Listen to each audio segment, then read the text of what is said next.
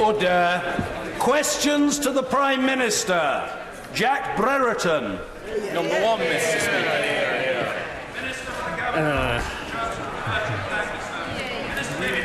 Mr. Speaker, I've been asked to reply on behalf of my right honourable friend, the Prime Minister, who is today in Belfast attending the funeral of Lyra McKee.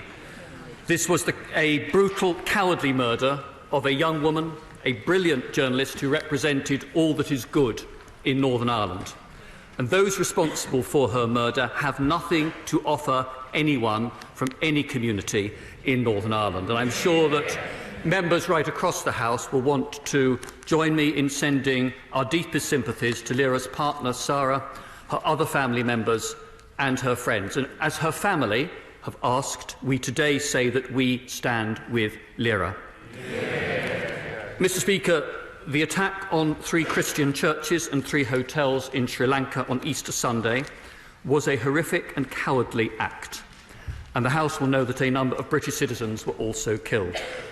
Yesterday, my right honourable friend, the Prime Minister, spoke to the Prime Minister of Sri Lanka to send her condolences to all affected and to offer his government any assistance they may need. I'm sure the whole House will not only want to join me in sending sympathies and condolences to all who were caught up in that horrific attack, but I hope too that the House will perhaps reflect on the fact that that atrocity committed on Easter Sunday came just a couple of weeks after an equally brutal and appalling attack in Christchurch, New Zealand, upon the Muslim community worshipping there.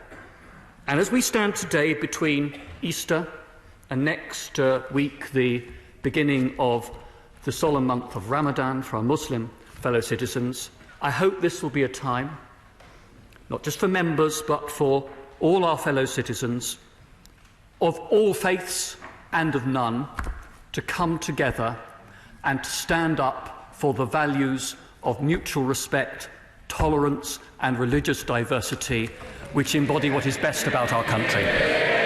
Jack Brereton. Thank you, Mr. Speaker. I'd like to echo those thoughts of sympathy and condolence. Rejuvenating our town centres in Stoke-on-Trent is absolutely essential. Would my right honourable friend join me in welcoming the Open Doors pilot recently announced for Fenton in my constituency and agree that our future High Streets Fund bid for Longton must also succeed? Mr. Speaker, I'm happy to join my honourable friend in welcoming the Open Doors pilot and his constituency, and we very much welcome bids from places like Longton Town Centre for this fund. My right honourable friend, the Community Secretary, is going to study all the bids carefully before making a decision later this year, but he and I know that my honourable friend is going to be a doughty champion of the claims of his constituency in particular. Emily Thornberry. Thank you very much, Mr. Speaker. The Minister for the Cabinet Office and I usually enjoy trading a few jokes at these sessions, but sadly this really isn't a week for laughter. We on this side join him in standing in solidarity and shared grief with the people of Sri Lanka and all those who lost loved ones on the Easter Sunday slaughter of peaceful worshippers and innocent tourists, at least 45 of them children. And among them the 8-year-old cousin of our friend, the member for Hampstead and Kilburn, an act of utter depravity and evil which stands in sharp contrast to the words of love written by Ben Nicholson about his wife and the children that he lost. Yesterday we also celebrated the life but mourned the loss of Billy Mcneill, the first Briton to lift the European Cup and a man who spent his life fighting against sectarian hatred. And last Thursday we mourned the senseless murder of the brilliant young journalist Lyra McKee, whose funeral the Prime Minister is right to attend, and whose death was a horrific reminder of where sectarian hatred ultimately leads. We stand with Lyra. In her name, Mr. Speaker, can I ask the Minister for the Cabinet Office to tell us what the Government is doing to bring her killers to justice and protect Northern Ireland from a return to terror? Mr. Speaker, can I first very much welcome both the tone and the words of the Right Honourable Lady. And can I also say that I would share her tribute to Billy Mcneill, who died on Monday. He made no fewer than 790 appearances for Celtic. It's a testament to an extraordinary career during which he also won 31 major trophies as a manager and a player. And I think our thoughts and sympathies are with his family and friends. As the Right Honourable Lady will fully understand, the decisions about criminal investigations in Northern Ireland are a matter for the Police Service of Northern Ireland and for the Independent Public Prosecution Service. We very much hope, as a government, that any member of the public who has information that will lead to Lyra's murderers being brought to justice comes forward, and I am hopeful, given the sense of community solidarity that there has been in Londonderry and in Northern Ireland generally, that information will be forthcoming. Thornberry. I thank the Minister for his answer, Mr Speaker, and I know he speaks with huge authority and passion on this issue. Reading the statement from the so-called new IRA last week, with its talk of attacking enemy forces and its sincere condolences for Lyra's death, it was a sickening throwback to the days that we thought that we'd left behind 20 years ago. From despicable individuals whose only desire is to turn back the clock and destroy the progress that's been made. So does the Minister for the Cabinet Office agree with me? This is one of the central reasons that we must find an answer to the Northern Irish border question rather than give these evil terrorists the divisions that they crave. I think that I would draw a distinction between the two. I regard both issues that the Right Honourable Lady has raised as important, but I don't think that those murderers in Derry were motivated by any thoughts about the border or about customs arrangements, important though those issues are. I think what the Right Honourable Lady said, that I wholly agreed with, was the utter unacceptability of references to police officers in Northern Ireland as if they were somehow a legitimate target. One of the great achievements of the peace-building process in Northern Ireland has been the very difficult and controversial reform of the police service, where you now have young men and women from both unionist and nationalist communities who serve gladly together, upholding law and justice in Northern Ireland. And we should, all of us in this House, continue to send every officer in the PSNI our full support. Emily Thornberry. I agree entirely with the sentiments expressed by the Honourable Gentleman, but can I bring him back to the issue of the border? Because I agree with the ends that he's trying to achieve, but the fundamental problem remains the means. We all know that his own party and the DUP will not accept the current backstop, but the only way the government plans to avoid that backstop is to deliver a so-called invisible border. But last week, we saw a leaked Home Office presentation stating that, and I quote, "No government worldwide currently has a system in place. Current realisation for a technological solution in the UK is 2030. And, they said, there is currently no budget for either a pilot or for the programme itself." So can the Minister tell us, are the Home Office wrong? Well, I'm not going to comment on sort of alleged leaks from government departments. What I can say to the House is that the government has allocated £20 million to invest in work on alternative measures that would bring benefits in terms of seamless trade, both to the border between Northern Ireland and Ireland, but which, if successful, more generally could be applied to give us smart borders on all of the United Kingdom's external borders, and perhaps offer us some export opportunities for that technology as well. Emily Thornberry. Well, it's interesting what the Minister says, but the Home Office, also says that there are 6 problems with deploying these technological solutions. It's expensive, and there's no budget. 2, it has to operate with 28 different UK government agencies. 3, it needs to operate on both sides of the border. 4, it won't be deliverable until 2030. 5, the government has a poor track record, to say the least, on big tech projects, and no one, 6, in the world has done anything similar. So that, Mr. Speaker, is hardly a recipe for success. The real answer to the Northern Ireland border question is staring the government in the face. 28 months ago and 2 Brexit secretaries ago, I told the Minister from this dispatch box that the only way to avoid a hard border was staying in a customs union. And, of course, the alignment of all rules and regulations. And he indeed himself said 3 years ago, that for anyone to pretend otherwise, he said, flies in the face of reality. That was the truth then, and it remains the truth today, so why will the government just not wake up to it? Mr. Speaker, I did say to the Right Honourable Lady in our previous exchange that there is a £20 million budget that has already been earmarked for this work.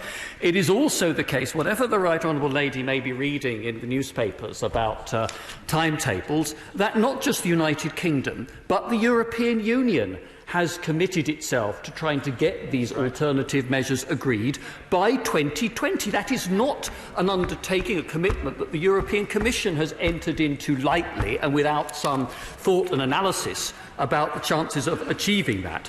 But could I say to the Right Honourable Lady, the solution that she identifies of needing to have a frictionless border on the island of Ireland is what is delivered by the government's withdrawal agreement. Yes. Therefore, what she should be doing is urging her right honourable and honourable friends to vote for what the government is proposing instead of rejecting it and therefore blocking the Brexit which her party's manifesto commits her to. Emily Thornberry. Well, Mr. Speaker, we've heard it all before, let's face it. The only point the Minister didn't make this time was that Britain must be able to establish her own international trade agreements. Perhaps he's been listening to Nancy Pelosi last week, who made it clear that if the UK government disrupted the open border in Northern Ireland, we could forget all about a free trade deal with the US. So the government is going to spend millions giving Donald Trump the red carpet, golden carriage treatment in June. And maybe the state banquet might even be worth it, so long as he's forced to sit next to Greta Thunberg. Or how about this? If then he has Greta on one side and David Attenborough on the other. That would be 3 hours well spent. But the truth is, Mr. Speaker, that it will all be a giant waste of taxpayers' money because the US Congress will never agree to a trade deal unless we have a solution for the Irish border that will actually work. And this government simply doesn't have one. Mr. Speaker, you know, it's just 2 short years ago that the Right Honourable Lady said of President Trump, we should welcome the American president. We have to work with him. I just wonder whether something has changed about the US administration or whether something has changed about her own leadership ambitions that causes her to alter her words in this way now. Which is it? Come on, which is it? The government and the Labour Party, I thought, both wanted to see no tariffs, no quotas, no rules of origin checks, a seamless border on the island of Ireland. Yet 3 times, the Right Honourable Lady and her colleagues have voted against a deal that would deliver those things to which they claim to be committed. It is about time that she put principle and the national interest ahead of party advantage. Emily Thornberry. I think, Mr. Speaker, we'll find that there's only one side of this House that has a leadership contest at the moment, and it's very active as we speak. But, Mr. Speaker, in a week like this, when we have all been shocked and saddened by the horrific acts of terrorism at home and abroad, we remember that the first job of any government is to keep our country and our citizens safe. And even before our concerns about the economy, the main reason we need to keep an open border with Ireland is to preserve that peace and security that millions of British and Irish citizens have come to depend upon, but which, in a week like this, seems to hang like a thread. So if the government is serious about putting the country first, the whole of our country, Will the Minister for the Cabinet Office accept? That means finally getting serious about the cross-party negotiations and putting the option of a customs union on the table. Mr. Speaker, I appreciate the Honourable Lady's not been in the room at the Times. I think she's now being described as in the sort of outer inner circle around the Labour leadership. But I can say that the substance and the tone of those conversations between the government team and the opposition team have been constructive. I think that there is a genuine attempt to try to find a way through, but I'm not going to hide the fact, Mr. Speaker, that this is very difficult, because if it's going to work, it will mean both parties needing to make compromises and us ending up with a solution that, unlike any other so far proposed, will get a majority in the House. So far, this House has rejected our deal. It has rejected the opposition's proposals. It has rejected a referendum. It has rejected revocation. It has rejected a customs union. It has rejected Common Market 2.0. And it's not just a matter for government or even for the opposition front bench. It is a matter for every member of this House to take our responsibilities to the country seriously and find a way to agree on an outcome that enables us to deliver on the referendum result and to take this country forward. Tom Pursglove. Thank you, Mr. Speaker. Can I also associate myself with the sentiments so eloquently expressed on both sides of the House? Far from what some would have you believe, those of us who voted to leave knew exactly what we were voting for. We were voting to control our own borders, to spend our own money, to make our own laws and have those laws judged by our own judges. The Labour policy now appears to be to hold a second referendum. Will my right honourable friend confirm that on his watch and that of the Prime Minister there will be no second referendum, yes or no? The government is very clear indeed that we do not agree with a second referendum, and we have voted against a second referendum. All of us in 2016 recall telling our electors that their decision was going to be final and would be accepted whatever the outcome of that referendum would be. And I think it would do harm to fragile public confidence in our political institutions were that a commitment to be set aside. Ian Blackford. No.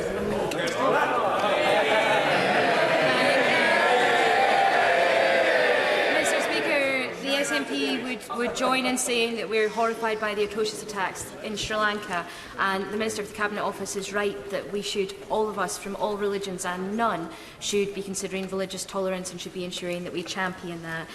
Our thoughts as the funeral commences shortly are with the family and friends of Lyra McKee, and we'd like to make clear that we stand with Lyra. We'd also like to join the celebration of Billy Mcneill's life and work, and of course in addition to Celtic he was previously a manager for Aberdeen as well in his time. Mr. Speaker, climate change is the biggest crisis facing the world today. Even the Environment Secretary has admitted that his government has failed to do enough. Yesterday he promised that the UK government would take action. Mr. Speaker, this government has spent millions on nuclear power, they've cut support for renewable energy projects, and they've continued to pursue fracking. So does taking action include reversing these damaging policies? Mr. Speaker, I think, as my right honourable friend, the Environment Secretary, said yesterday, that there is clearly more that needs to be done, and probably all of us of an age to be here would recognise that our generations have not done sufficient to meet this challenge. But I think that the Honourable Lady underestimates how much work has been done by the United Kingdom. I mean, since 2010, we've reduced CO2 emissions faster than any other G20 nation. Between 2010 and 2018, we reduced greenhouse gas emissions by about a quarter overall. Our renewable energy capacity has quadrupled since 2010, and the proportion of our electricity coming from low-carbon resources has increased from 19% to more than half in 2018, a record year for renewables. There's a lot more to do, but I think it's a good record on which to base that future action. Kirsty Blackburn. Mr. Speaker, I don't think that answer recognises the scale of the challenge that we face. The Scottish Government have already brought forward a climate change bill with some of the most ambitious statutory targets of any country in the world, with the aim of Scotland being carbon neutral by 2050, and if we need to go further, we will. Mr. Speaker, the UK Government commissioned new advice from the UK Committee on Climate Change, and it's due next week, on what the UK's targets should be. Can he confirm that when the advice is published next week, that the UK Government will adopt the recommended targets immediately and in full? I'm going to wait to see what the advice is, and I'm sure the House will want to see what the advice is, as well as learn from the Government directly what its decisions are going to be.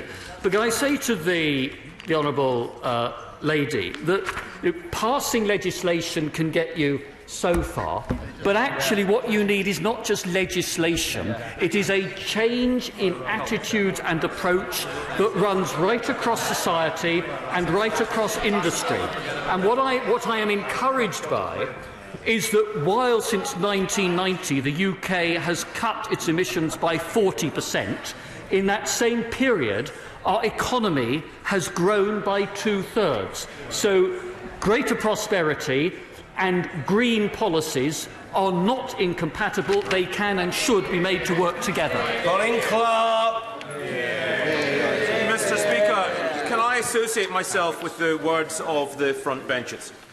Mr. Speaker, to assure the British summer appetite for strawberries and Scottish rasps is fulfilled, would my right honourable friend encourage the Home Office to extend the seasonal agricultural workers scheme from 2,500 to 10,000 this year and open it up to 30 to 40,000 next year to make sure our appetites are fulfilled? Well, as I would have expected, my honourable friend rightly champions both the produce of his constituency and the needs of businesses there. What I'd say to him is that obviously we have established a 2-year pilot that provides for a 6-month scheme for non-EU migrants to work on UK farms, and specifically designed to help the horticultural sector. The pilot's never been designed to meet the full labour needs of the horticultural sector, and clearly we will need to evaluate what happens with that pilot in practice, but I know that the Secretary of State for Scotland and the Secretary of State for Environment and Agriculture will be looking very closely at the impact on the north east of Scotland. Cadbury. Thank you, Mr. Speaker. In 2015, the Prime Minister, when she was Home Secretary, said that the Police Federation were crying wolf over the impact of police cuts. Now, teachers, specialist children's and youth workers and others are warning that government cuts are making it harder to protect young people from knife crime. In my current constituency crime survey, many constituents are saying that cuts to services that support young people, as well as cuts to policing, need to be reversed. So could the Minister for the Cabinet Office tell me whether he thinks children and youth workers and my constituents are crying wolf too? Well, Mr. Speaker, the facts are that the government has increased police funding by more than £970 million for the next year, and the Labour Party voted against that increase in funding when the order came before the House of Commons. But the Honourable Lady is right to say that this is not only about policing and new laws, it is about early intervention. That's why my right honourable friend, the Home Secretary, has secured £220 million for early intervention projects to try to steer young people at risk of knife crime and other violent crime away from the gangs that can seduce them into that appalling way of life. Rebecca Powell. Thank you, Mr. Speaker. Mr. Speaker, passions are running high, including my own, about the devastating effects of climate change. And whilst I believe this government has made great strides decarbonising faster than any country in the G20, we must do more faster and sooner for a sustainable future.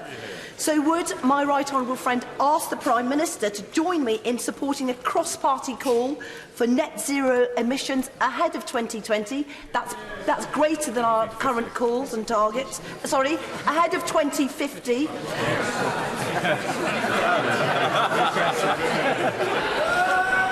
That's more stringent, Mr. Speaker, than our current targets. Almost 200 cross-party MPs have signed a letter calling for this, and it was instigated by my colleague from Middlesbrough South and East Cleveland. And would he also ask the Prime Minister to meet colleagues and I to discuss enshrining this in law, as proposed by my honourable friend from Cheltenham in his forthcoming 10-minute rule bill? Well, can I first of all pay tribute to my honourable friend for the way in which she has championed this and other environmental issues during her time in the House. And I can certainly say that, a minister, I don't know whether with the Prime Minister or another colleague, will be happy to see her and other parliamentary colleagues. I hope you understand that we will want to look at the advice of the Independent Climate Change Committee to understand what would be needed to get to that early zero emissions target and the practical steps that would involve. But I can assure her that we are investing more than £2.5 billion to support low-carbon innovation in the UK in the next 6 years alone. Clean growth is a priority for the government and will remain so. So far, I'm afraid we've managed to get through only 13 questions in more than 25 minutes, so we do need to speed up, as I wish to accommodate backbench members patiently waiting to put their inquiries. Stuart C. MacDonald. Mr. Speaker, the proposed closure of Cumbernauld Tax Office will see 1,300 good quality jobs lost to the town and many others under threat as millions of pounds of spending disappears from the local economy. And that's just one of over 150 tax office closures being overseen by the Treasury. So if the government genuinely wants to build stronger towns and is concerned about towns like Cumbernauld, surely the government must now put a stop to HMRC's damaging tax office closure. Yes. Mr. Speaker, I completely understand the concerns that there will be, particularly amongst some hard-working civil servants in Cumbernauld, who were expecting to be reassigned. There is a difference now happening in the way in which citizens choose to interact with HMRC, with fewer people wanting or needing to access an office and more people being willing and choosing to work with the taxman online, and that is clearly going to have implications. It seems to me that the priority has to be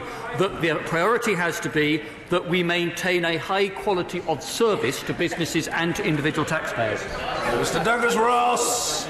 Mr. Speaker, the Minister will be aware of wildfires burning across the country, including one in Murray, which started near Nakando on Monday and continues despite the efforts of more than 50 firefighters. Will my right honourable friend join me in congratulating and praising Incident Commander Bruce Fackerson and all the teams involved and the other emergency services who have made this a multi-agency response, and also urge people to assist the fire service by keeping away from the area to allow the dedicated and committed firefighters to bring this blaze under control? I'm happy to endorse my honourable friend's tribute to the Fire and Rescue Service in his constituency, and also to support his words encouraging members of the public to cooperate fully with those services. Is it the government's intention to bring forward the withdrawal agreement implementation bill and to prorogue Parliament if it loses at second reading? And wouldn't it in fact be far safer for the government simply to link the Prime Minister's deal to a people's vote and bring that forward to Parliament? Well, Mr. Speaker, the problem with that proposal is that so far, whenever the idea of a second referendum has been brought before the House, there has been a majority against that. So I don't think that the right honourable gentleman's proposal is actually going to deliver the outcome that he seeks. Mr. David Tredennick. Mr. Speaker, may I associate myself with remarks made about Sri Lanka? My right honourable friend tell us whether he thinks it likely we'll leave the European Union by May the 22nd.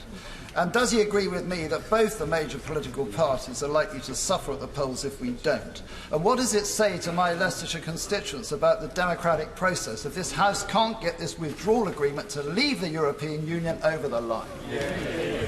Speaker, I completely understand and share that sense of exasperation that my honourable friend has expressed. I mean, it has been made very clear from this dispatch box on several occasions that the consequence of the House voting to reject the withdrawal agreement and to vote in favour of an extension is that the government would need to make preparations as required by law for those European elections. The way in which we solve this problem is for Parliament to assemble a majority behind a deal, vote for it, get the legislation through and give effect to our departure from the EU. Mary Glendon. Thank you, Mr. Speaker. Having experienced their average salary fall by over £2,000 a year since 2010 and expecting just 1% pay rise this year, civil servants in the PCS union are rightly being balloted for industrial action. Will the Minister tell the House when these civil servants will be free of austerity measures and receive a substantial pay rise which is long overdue? Well, there has been, because of the scale of the deficit which was inherited in 2010, the need for severe restraints over public expenditure, including public sector pay.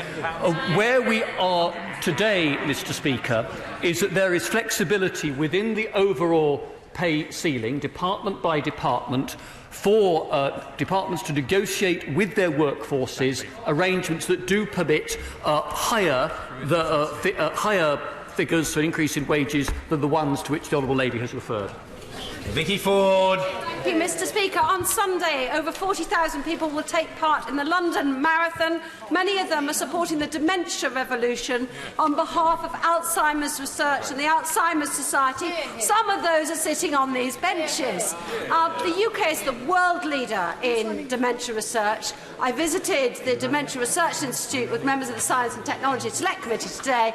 Will the government continue to support dementia research, encourage more people, especially people in their 30s, 40s and 50s, to take part in research trials, and wish the very best of luck to everyone in the marathon on Sunday? Well, can I join my honourable friend in wishing success and strength to everybody taking part in the marathon on Sunday, particularly to members on all sides of this House, and I suspect to one or two people in the press gallery as well, Mr. Speaker. But my honourable friend makes a very important point about dementia.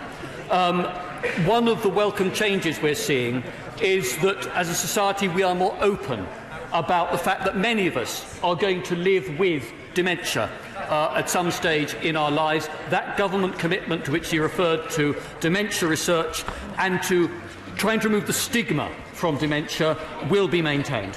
Last count, I was aware of no fewer than 16 honourable and right honourable members of the House intending to take part in the London Marathon, including the Secretary of State for Wales and indeed the Honourable Lady, the member for Brentford and Isleworth, from whom we heard earlier, but who was too modest or self-effacing to mention her prospective involvement. Mr. Sammy Wilson. Thank you, Mr. Speaker. I don't think I could run the London Marathon, so you needn't have told me that. You can walk it, Sammy.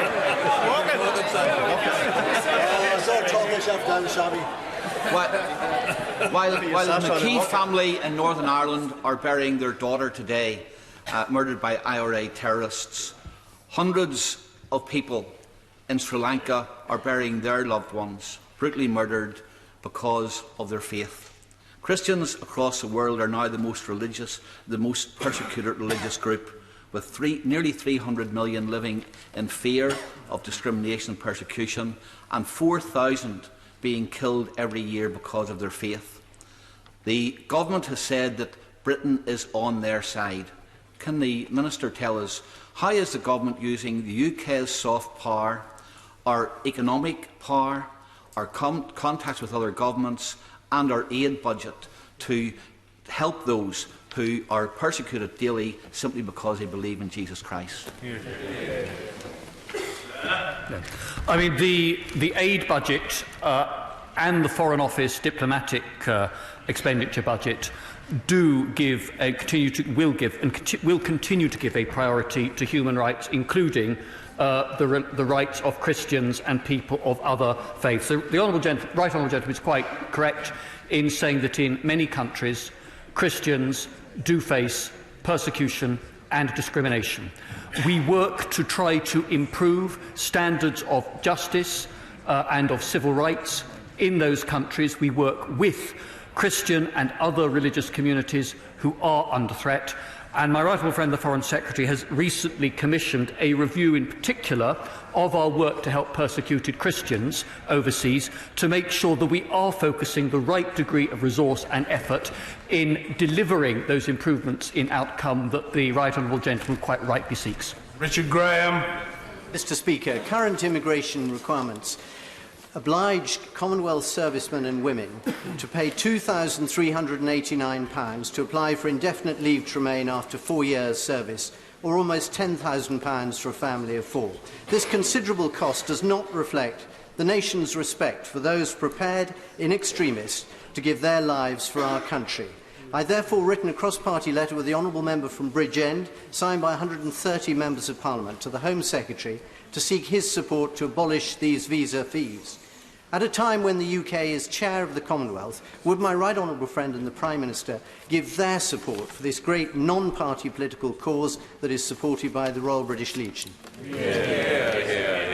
I want, Mr. Speaker, to pay tribute to men and women from Commonwealth countries who serve in our armed services. That service is something that this and previous governments have valued enormously. On the particular point that my honourable friend makes about immigration requirements, I'm sure that my right honourable friend, the Home Secretary, will take very seriously and look very carefully at the representations that he is making. Young man. When last month a football referee in Nottinghamshire had to flee a game, lock himself in the car and call the police, the FA response was a 6-match ban and a £50 fine. Considering what's happening to Raheem Sterling, Danny Rose and the growth of racism at every level in football, and their call for a national forum, isn't it clear that the football authorities are not capable, without our help and government help, of actually getting on top of this problem, particularly of racism in football? Will the government not take a lead in the way the Prime Minister did on Hillsborough and help convene, using their auspices, such a forum as Mr Sterling and others have requested this summer? And perhaps, Mr Speaker, you might offer this location as an appropriate venue for such a forum. Mr Speaker, I think every member of this House will condemn without reservation the behaviour to which the honourable member referred. It is something that should be regarded as completely beyond the bounds of acceptability in our society. I can undertake that my honourable friend, the Sports Minister, will want to sit down with him and any other colleagues in the House who make this a priority in order to discuss what more might be done. Senator Costa. Thank you, Mr Speaker. Yesterday, Jane Golding, who chairs the British in Europe, representing over 1.3 million British nationals in the EU27, reminded me that Michel Barnier's letter is almost 1 month old in terms of responding to the requirement of this House to carve out citizens' rights element in the withdrawal agreement. Given the absence of a withdrawal agreement being passed in this House, can my right honourable friend inform the House what actions the government has taken since receiving Michel Barnier's letter? Well, as I recall, what my honourable friend sought successfully was that the government should make representations to the Commission, asking them if they would carve the citizens' rights elements out of the withdrawal agreement overall. I think that there are some legal problems with that, in that the withdrawal agreement stands together as a package, and as a package has been submitted to the European Parliament, having been formally and legally approved by the European Council. And therefore, to separate elements of that might mean having to go through those European procedures again, assuming the political willingness to do so were there. But I will ask my right friend, the Brexit Secretary, to speak urgently to my honourable friend to give him an update on where we are on this. Bill Esterson. It's complacent to claim we are on target to meet our climate change obligations when emissions from air freight and shipping of imports and exports are excluded from the figures. Will this government be honest about the scale of the challenge of climate change? We need to fully invest in renewable energy, drop the fascination with fracking, and declare a climate change emergency, because that's the reality of what we face. Well, Mr. Speaker, the rules on emissions from shipping are not sort of unique to the United Kingdom. These are global standards of measurement. And as I said in earlier exchanges, Mr. Speaker, the government's first to say that there is more that needs to be done, but I think that the honourable gentleman does us an injustice in not acknowledging that we have a better track record on this than any other member of the G7. He asked about investment. Our annual support for renewables will be more than £10 billion by 2021. We've opened the world's largest offshore wind farm, capable of powering 600,000 homes, the world's first ever floating offshore wind farm. 99% of solar power that we have in the UK has been deployed since 2010. That is a good track record. Dr. Julian Lewis. The government accept that the telecommunications firm Huawei is intimately linked with the Chinese Communist government and its deeply hostile intelligence services? Well, I mean, legally speaking, it is a private firm, not a government-owned company. But my right honourable friend takes us to the question about the proposed rollout of 5G networks. The Department for Digital, Culture, Media and Sport has commissioned a very wide-ranging, thorough review of this. We are giving priority to stronger cybersecurity practices across the entire telecommunications sector, greater resilience in telecommunications networks, and critically, diversity in the entire supply chain for 5G, because this question goes beyond any single company. When we've taken decisions about that review, we will announce them to the House in a proper way. Right honourable gentleman, member for New Forest East, as I do, I think the Minister will recognise that he'll probably hear from his right honourable friend on this matter, well, a few hundred more times in the coming weeks. Chris Elmore. Thank you, Mr. Speaker. The government continues to chronically underfund the Welsh railway network, with planned spending running at 6%, despite having 11% of the network. So can he set out when the government will start investing in Welsh railway infrastructure and give Welsh commuters the investment they deserve? Mr. Speaker, we're investing record amounts in Wales railway infrastructure. Network rail investment in the Wales route for control period 6 that takes us up to 2024 will be more than £1.5 billion. It'll deliver improved journeys for passengers in Wales on the most advanced new trains, and in South Wales, passengers and commuters are already experiencing real improvements thanks to the new Intercity Express trains, each of them having 130 extra seats compared with a typical high-speed train. I really would have wished that the honourable gentleman could have paid tribute to that achievement rather than carping. Stephen Kerr. Mr. Speaker, if I may add a few words of tribute of my own to Billy Mcneill, who was a childhood hero of mine and truly a legendary Celt. His family, reminiscent of the question that was asked earlier by the honourable member for Chelmsford, his family have described his brave struggle with dementia. And, Mr. Speaker, my own mother passed away earlier this year due to the effects of dementia. Scottish universities are doing world-leading research into the prevention of dementia, and they currently receive about £100 million of funding each year from the European Union. Will my right honourable friend confirm that this funding will be maintained and this research will be protected as we leave the European Union? Well, Mr. Speaker, of course, if we get the implementation period envisaged by the withdrawal agreement, then those funding arrangements will continue until the end of the implementation period.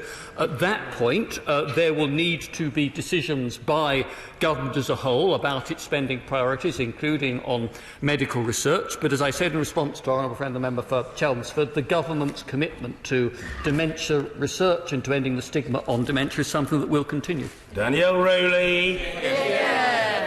Average wages stagnating for more than a decade, in-work poverty rising faster than employment, and we're hurtling towards a climate disaster. What a mess, Mr. Speaker. But in Midlothian, enterprising renewable firms and organisations are doing sector-leading work and providing good jobs, but they tell me they're not getting enough support from the government. So the Minister has boasted about renewables in this session, but will he recognise it's not enough and say what more he's going to do and what more the government are going to do to support leading work on renewables in my constituency? Minister. What we're seeing in this country is not only the £10 billion that I spoke about in the earlier exchange, but we are seeing enterprising, innovative companies, large and small, seizing the opportunities of developing green technology and renewable energy technology in a way that will take advantage not just of the change in the domestic market, but of that growing export market globally as well. The government will continue through its industrial strategy to work for green growth, and I hope very much that businesses in Midlothian will benefit from that, like businesses elsewhere in the UK. What's going on, Enrique?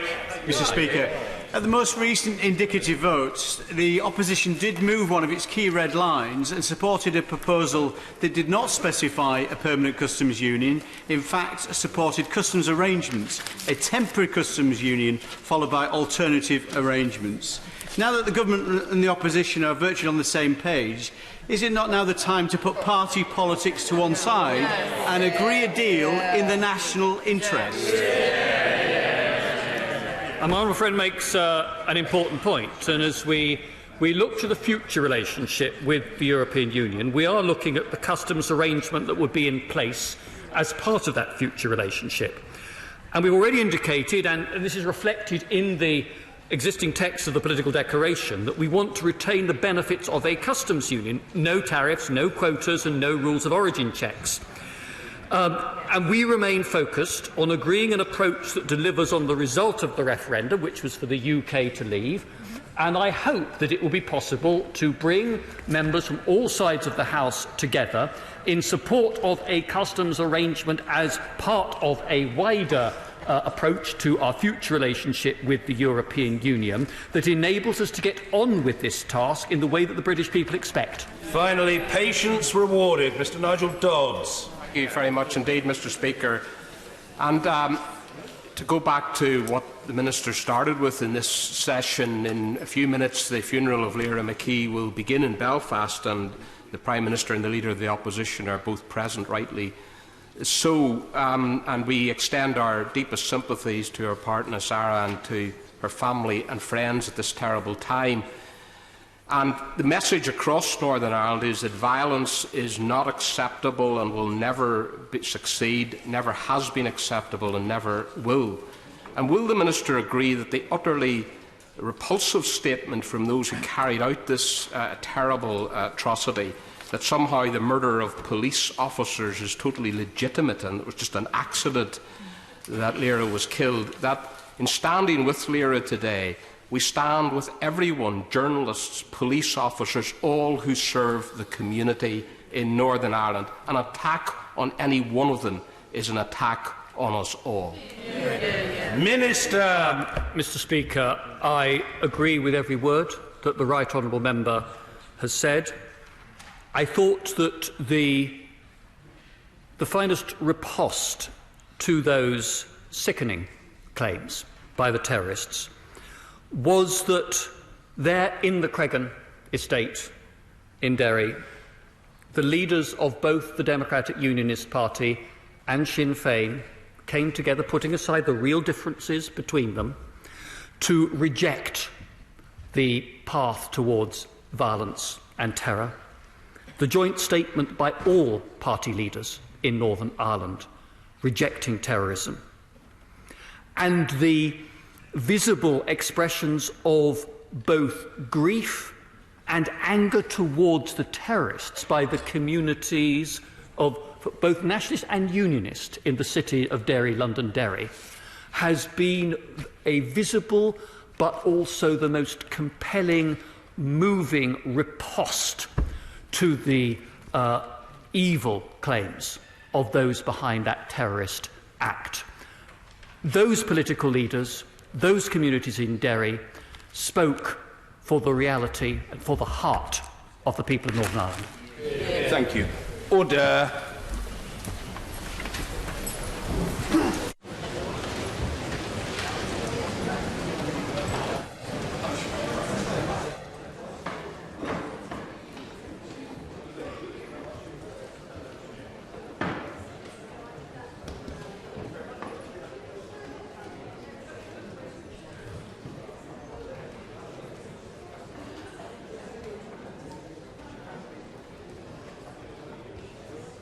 Order. Urgent question.